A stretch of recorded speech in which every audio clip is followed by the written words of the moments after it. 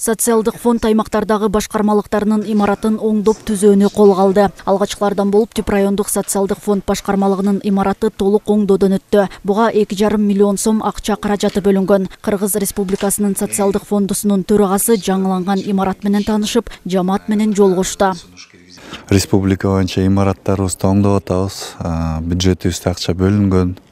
Биринчилерден болуп бул здание бүттү, ремонту. Бизде камсыздандыруу төгүмдөрү да көбөйүп атат. Өзүңүздөр билесиздер. Жалпы мамлекеттик кызматта иштеп аткандардын айлыгын, муниципалдык кызматта иштеп аткандардын айлыгын, маданият кызматкерлеринин, медицина кызматкерлеринин, мугалимдердин айлыктары көтөрүлдү. Ошонун эсебинен социалдык фондко төлөп жаткан камсыздандыруу төгүмдөрү көбөйдү. Ошонун эсебинен бүгүнкү күндө биз имараттарды оңдоого, жаңы имараттарды салууга, пенсияларды көтөрүүгө мүмкүнчүлүктөрүбүз пайда болду. Ырыскан апа пенсия боюнча суроолор менен бул мекемеге көп кайрылат. Жакында эле ал көбөйгөн пенсиясын колуна алган. Эми имарат жаңыланып, элге шарт түзүлүп жатканына кубанып турганын айтат.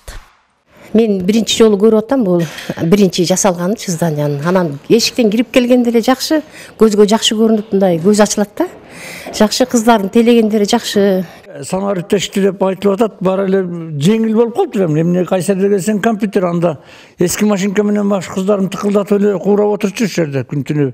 Особенно перерасчет болгон кезде, пенсия өзгөрүү болгон кезде күнү түнү менен иштешчи, жалгыз бир топко биргенедей кабинетке чогулуп алыш. Машинка башса эле азыр жаркырап бар, маңдайында компьютер менен Москва менен сүйлөшүп атпайбы. Имарат жарым кылымдан ашы вакыт мурда курулуп, эскилиги жеткен. Эми бардык талаптарга жооп берип, заманбап шарты менен жаңыланды. Жарык, жылуу иш бөлмөлөрдө иштөө кызматкерлерге да ыңгайлуу. Пенсияны төлөөнү элит программасы аркылуу жүргүзүп жатабыз. Бул бизге абдан ишибизде жеңилдиктерди жаратты десем эч жаңылышпайм.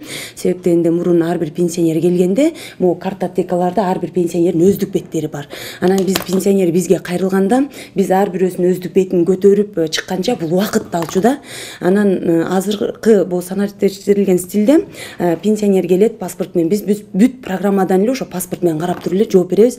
Биздин Түп районундагы пенсионерлерибизди, кары-картаң ата-энелерибизди бир жакшы шартта жумуштап келген максатта бир жакшы шарт менен тейлеп, адистерибиз өз убагында ал адамдардын баарын кабыл алып, тиешелүү жумуштарын өз убагында бүтүрүп берүү максатында ушундай жагдайга келдик. Санариптештирүү боюнча мурунку тапка караганда азыр ошол бул максаттагы ошо санариптештирүүнүн алкагына кирет десем да жаңылбайм.